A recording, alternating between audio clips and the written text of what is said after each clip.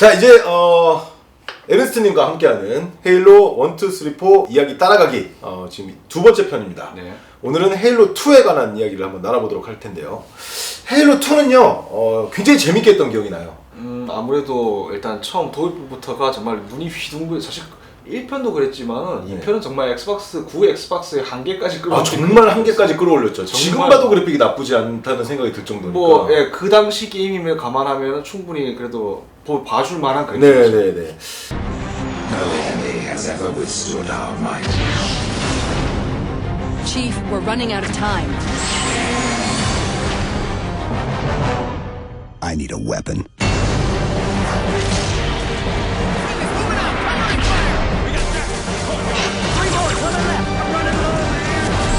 There are things about Halo even the Hierarchs do not understand.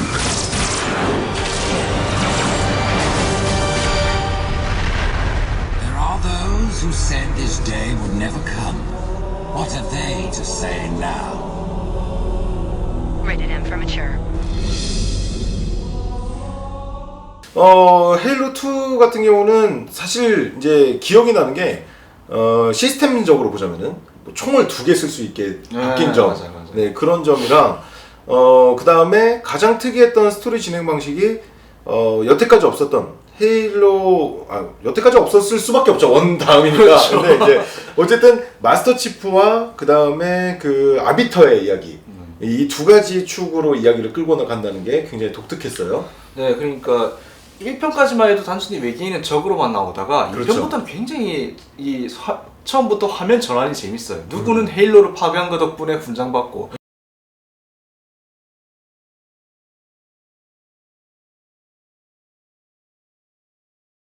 누구는 그거 파괴 당한 것 때문에 치욕스럽게 고문당하고. 네.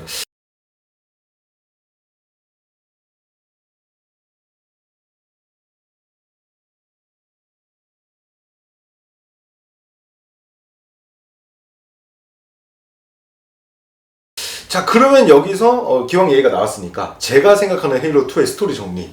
아까처럼 좀 대충으로 말씀드리자면 마스터 치프는 말씀하신 대로 훈장을 받고 그 다음에 우리는 그 전까지는 몰랐었죠. 헤일로 1을 할 때는. 어쨌든 엘리트 한 명이 있었는데 거기를 지켜야 되는 위치에 있는 놈이 있었는데 얘가 실패를 한 거죠. 그래서 얘는 막 고문을 받아요. 그러더니 막 빨가벗겨 놓고 고문하더니 어디로 끌고 가서 되게 옛날 갑옷 같은 걸 입혀요. 네. 그래서 그러니까 지금 우리로 따지자면은 그 어디 뭐 소대장인데 그 철책에 뚫렸어. 데려다가 갑자기 조선시대 포졸 옷을 입혀놓고 너는 이제 고귀한 전사다 뭐 이런 식으로 하는데 그래가지고 이제 그 둘의 스토리가 이어지는데 갑자기 지구로 코버넌트가 쳐들어온단 말이죠. 얘네를 막 쫓아가니까 도망가 또. 그래서 쫓아가죠. 그 비행기를 쫓아갔더니 갑자기 뿅 하고 나타난 게 거기에 또 헤일로가 있는 거죠. 도대체 저게 뭐지? 저건 또 다른 헤일로입니다. 아버지가 찾은 게 바로 저거로군. 헤일로는 초강력 무기 같은 건 줄 알았는데. 맞아요. 작동시키면 은하계 전체가 파괴될 수 있어요. 헤일로가 하나인 줄 알았는데 여태까지는 네, 다른 헤일로가 또 있었죠. 네, 다른 헤일로가 또 있었는데 거기서도 마찬가지로 코버넌트는 그 헤일로를 킬라고 하고 그리고 우리는 그걸 막으려고 하고 그 싸움이 벌어지고 그래서 결국은 그걸 막고 끝낸다라는 얘기예요. 그렇죠. 일단은 물론 마스터 치프는 그 과정에서 그 막는 과정은 마스터 치프가 아니고 다른 인물이 하긴 했지만 아 그랬구나. 아비타가 막죠 그거는. 아, 네 그렇구나. 아, 헤일로 2는 역시 스토리가 헷갈려요. 헤일로 2에서 가장 너무 막 나간지 모르겠지만 그 헤일로 두 번째 헤일로를 만나서 거기서 이제 막 쫓아가서 죽이려고 하다가 뭐 빵 터지면서 물에 빠져요. 그 사제를 죽이고 나서 탈출을 하려고 하는데 위에서 이제 코버넌트 한 대가 공격을 하죠. 네네. 그래서 물에 빠졌는데 거기서 갑자기 무슨 촉수가 굉장히 많이 달린 큰 괴물을 만나게 되는데 정말 그 촉수물의 전형이라고나 할까요? 이렇게 매달아 놓은 이렇게 3명 이렇게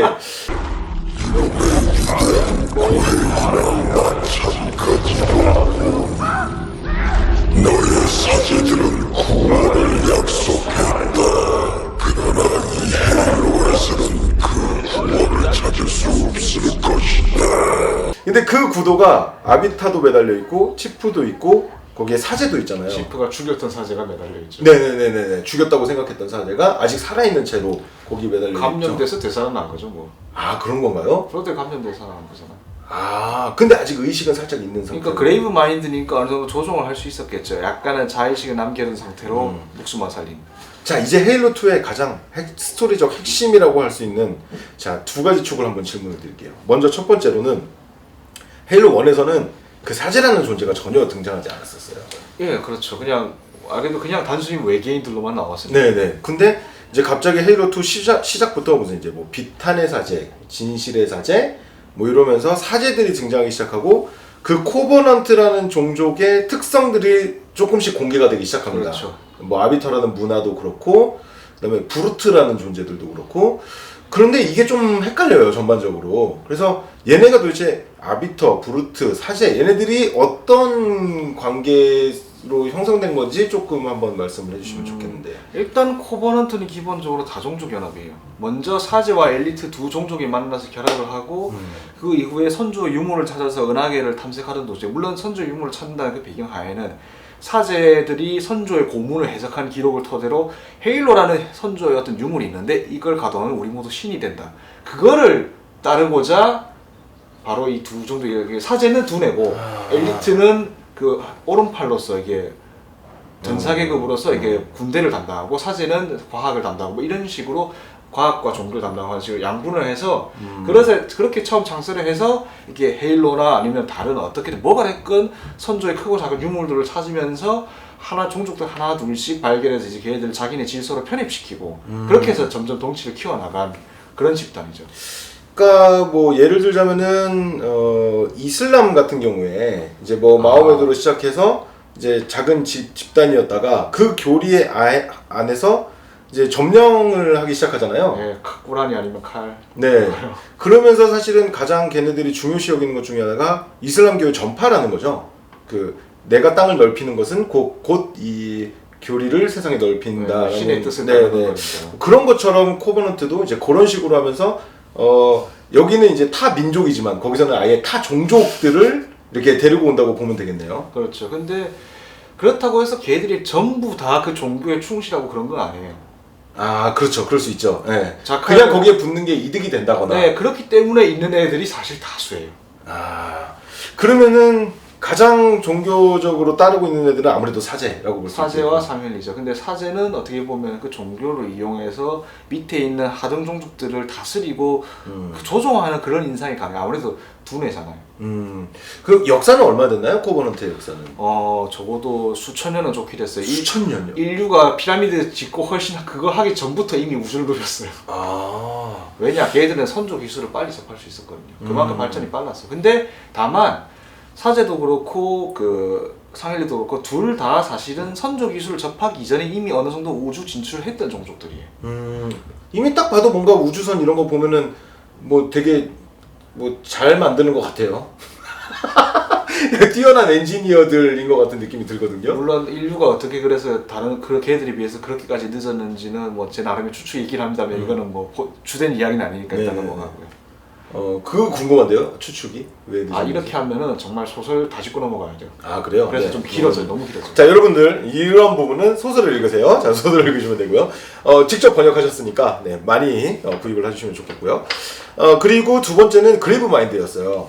왜냐면은 우리가 헤일로 1에서는 그 플러드라는 종이 그냥 약간 바이러스 같기도 하고 그냥 이렇게 퍼지기만 하고 그 되게 숙주를 파괴하는 느낌이 들잖아요. 폭력적이기만 하고 무식하고 뭐 이런 느낌이었는데 그것을 통솔하는 어떤 그야말로 두뇌가 있었다라는 거죠. 처음에 그렇게 무작위로 감염시키고 하다가 이제 그 과정에서 차츰차츰 중심 주축을 찾아가게 되는 거죠. 자기가 이제 전체를 통솔할.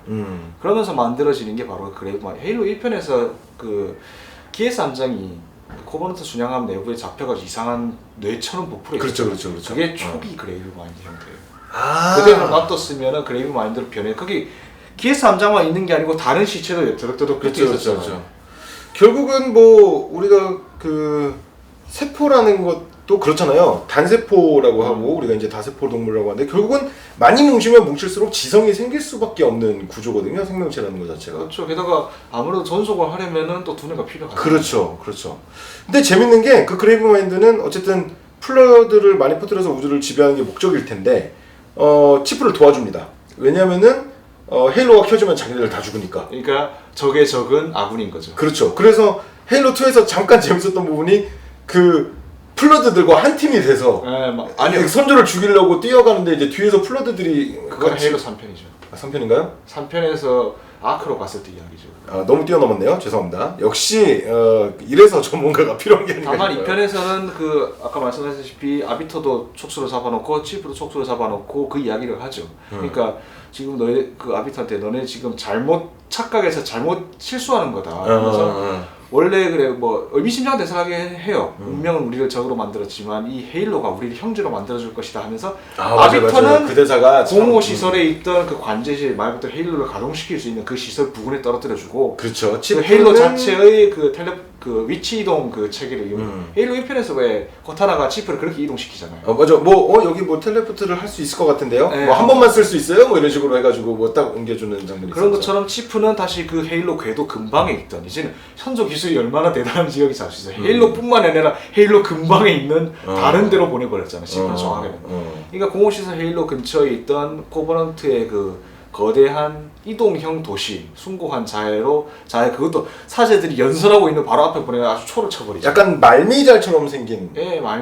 정확합니다. 네. 말미잘과 버섯구름을 합쳐놓은. 네네네네네. 그래서 거기서 사제와 사제를 죽이게 되는 거죠. 그러니까 치프는 거기서 인덱스를 회수하기 위해 투입한 거고, 근데 아비터는 그러니까 어떻게 보면 둘 다 보험인 거죠. 만약 한쪽이 안 되면 다른 한쪽이 해결을 하도록. 근데 치프가 사실 거기서 엄밀하게 따져서 그 인덱스를 뺏지를 못하잖아요. 결국 뺏지를 못했기 때문에 진실의 사제가 결국 나중에 타타루스한테 그 인덱스를 주고 타타루스는 그 인덱스를 가지고 지표로 내려갔는데 이제 거기서 맞아. 아비터가 막잖아요. 그렇죠, 그렇죠. 약간 그게 헷갈릴 수는 있어요. 맞아요. 그게 워낙에 시점이 왔다 갔다 하기 때문에 양측의 시점을 고르게 볼 수 있는 장점은 있지만은 약간 플레이어 입장에서는 왜 게임 개발자 입장에서는 다 알고 보니까 충분히 이해를 하겠거니 할 수 있는데 하는 입장에서 그게 아닐 수 있단 말이죠. 사실 연출이라는 것이 조금 이제 스토리를 알고 연출한 사람은 당연히 이걸 사람들이 받아들이겠거니 하지만 그냥 모르는 채로 받아들이는 사람 입장에서는 좀 힘들 수 있는 연출이 아니었나. 교수가 아니 왜 이걸 학생들이 알아냈지? 나는 쉽게 네, 얘기하는데 네, 하면서 그럴 수 학생들은 있죠. 지금 교수님이 칠판에 필기를 하는데 저게 초록색은 칠판이고 하얀 거는 본필이고 네네 그렇죠. 그렇게 되는 거죠. 헤일로 2에서 또 활약하는 인물 중에 하나가 미란다 키에스. 예. 이거는 헤일로 1편의 그 키에스 함장의 딸로 나오는 여자죠.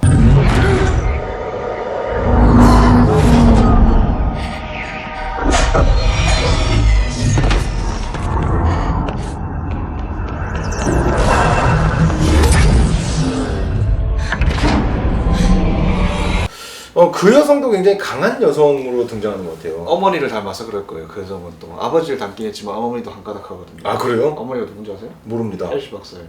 진짜요? 진짜예요. 아니 잠깐만 키스 함장과 그러면은 헬시 박사가 그렇고 그런 사이인가요? 관계예요. 예. 오. 근데 거진 그 묘사를 미뤄보건데 거의 정식 결혼까지는 아니고 사실혼 관계 그런 비슷한 묘사. 저와 양양가 같은 관계네요. 일단 저희가 결혼식은 올렸습니다만 비슷하게 되려면 일단 둘이서 찢어져서 살아야 되고 나중에 자식은 아버지가 키워야 돼요. 근데 그럴 생각은 좀 없는데.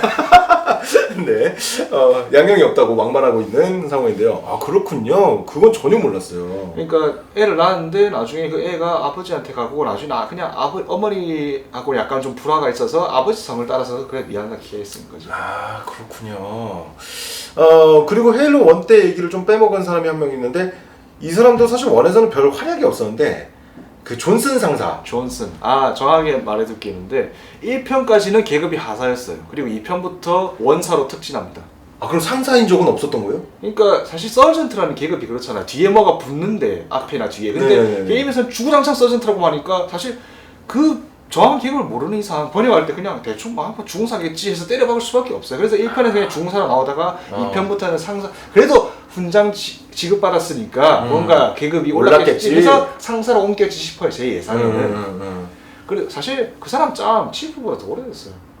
보통 우리가 군대 가도 그 부사관들이 굉장히 짬이 오래돼 있잖아요. 아니 그 사람 지금 일단 너무 다른 매체 이야기를 안 하고 있는데 스파르탄 1세대예요.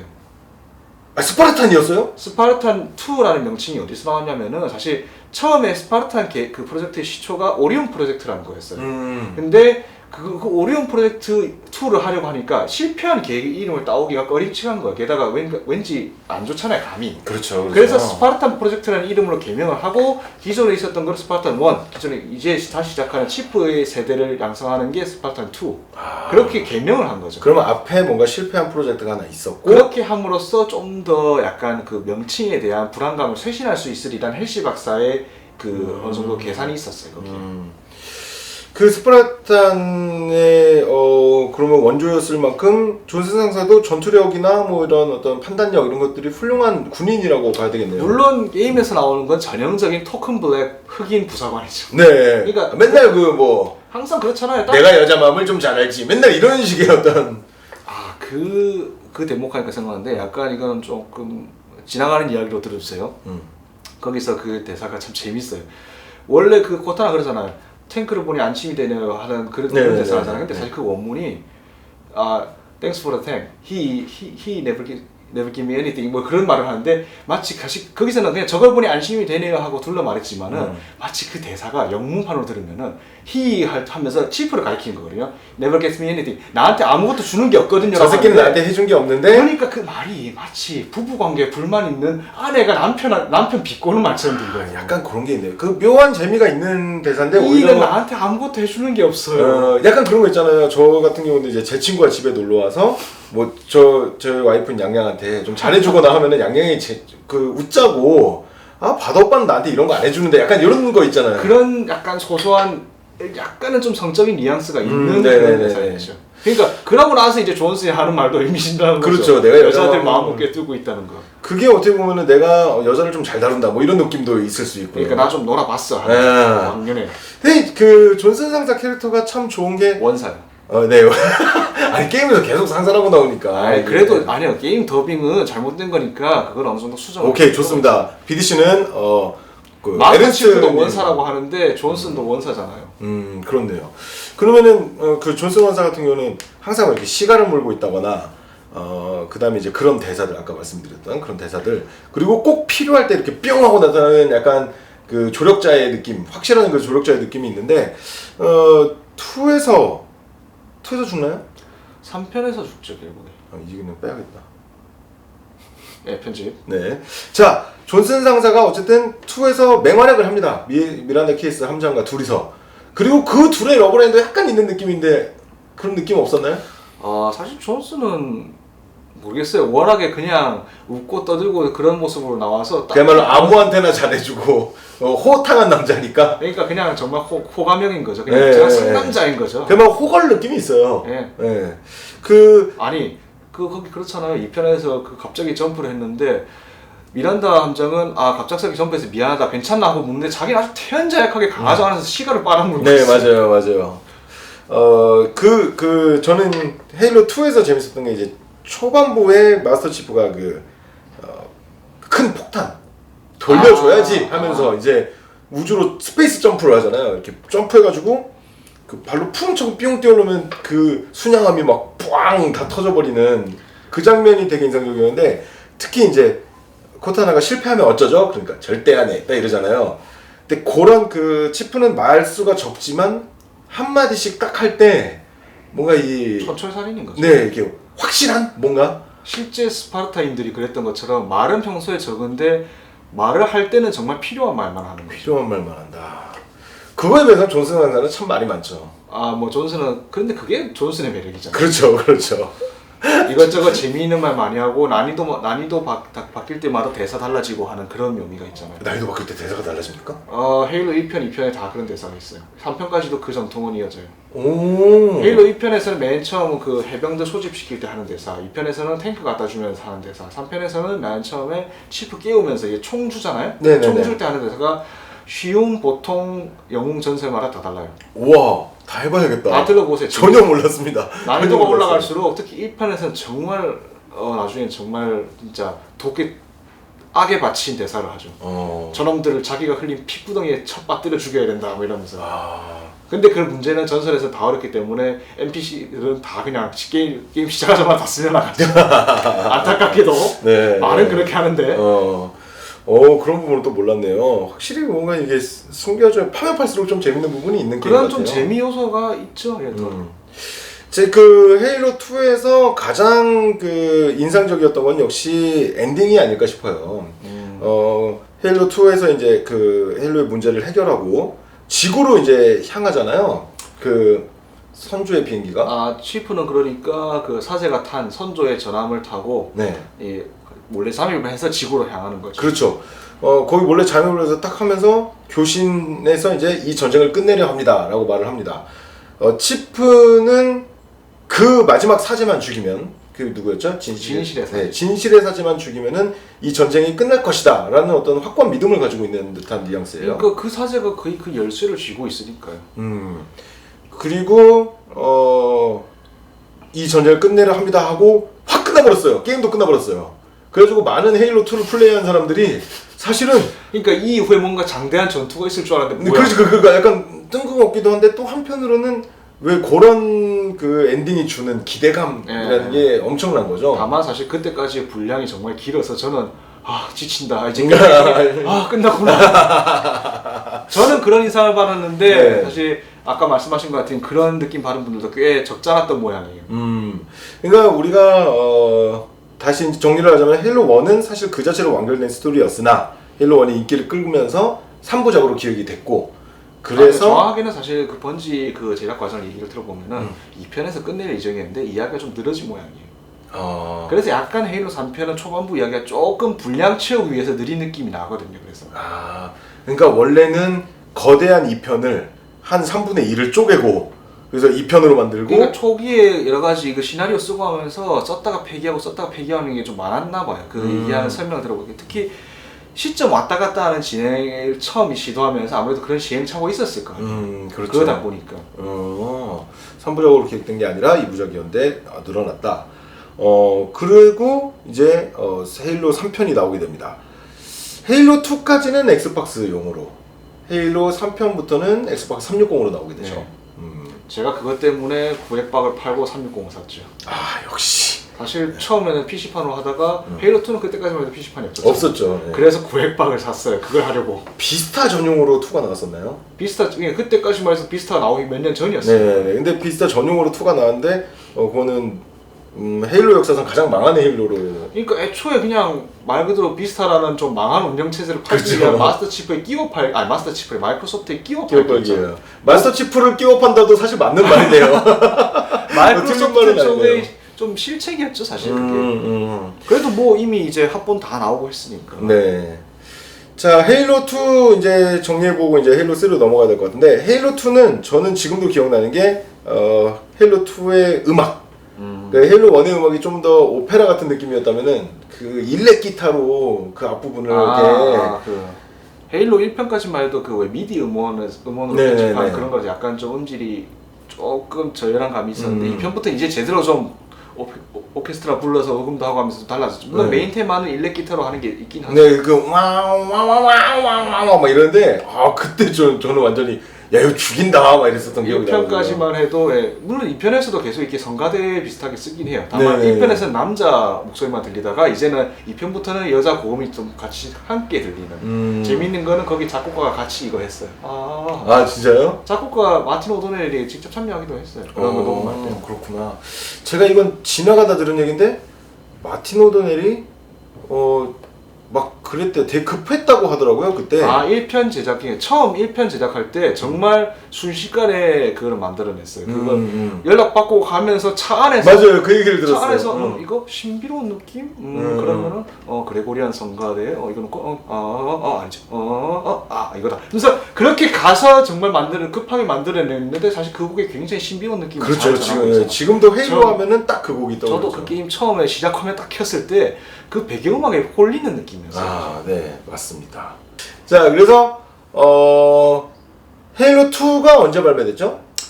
헤일로 2가 보자. 4년인가? 2001년에 게임 1편이 나왔고 2004년에 나왔을 거예요. 아마 이거 헤일로 3년 주기잖아요. 2007년에 헤일로 3편이 나왔고. 아, 그러네요. 그러고 보니까 제가 헤일로 2편 나왔을 때 저는 헤일로 1편을 하고 있었네요. 아, 네, 그렇죠.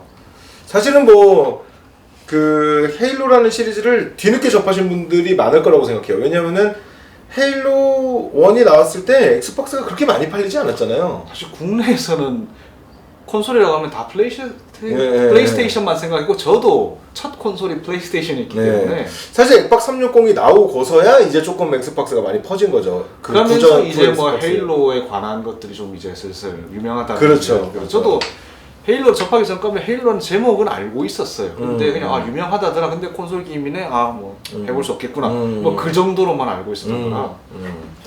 헤일로 2가 어쨌든 대성공을 거뒀고 스토리적으로도 사실 새로운 시도가 많았고 그 다음에 이제 그 전까지 없었던 설정들이 많이 보여지면서 이제 3에 대한 기대치가 많이 높아진 게 아닌가 싶어요. 그렇죠. 네. 게다가 그게 대단원이니까요. 그렇죠. 3부작에 이제 대단원이라는 얘기가 돌기 시작했고, 자 어쨌든 헤일로 1에서 지구를 한번 구했던, 전 우주를 구한 거죠. 지구를 구했다기보다 거의 뭐 25,000 광년 내부로 네, 구했죠. 25,000 광년 내부. 물론 뭐 전 우주로 보면은 진짜 뭐 지역적인 얘기일 수도 있겠습니다만 저희의 스케일로 봤을 때는 뭐 사실 상상도 할 수 없는 그런 그렇죠, 어떤 뭐. 스케일의 우주를 구해낸 치프가 이제 2에서 한 번 더 이제 아비터와 어떤 교류로 인해서 또 한 번 막아내고 그 다음에 이제 이 그야말로 전쟁을 끝내고 이 광기를 끝내기 위해서 지구로 오면서 헤일로 2의 스토리는 막을 내리게 됩니다. 자 그리고 이제 오늘은 여기까지 하고요. 오늘은 계속 오늘이지만 이번 편은 여기까지 하고 이제 헤일로 3 헤일로 3 이야기로 한번 넘어가 보도록 하겠습니다.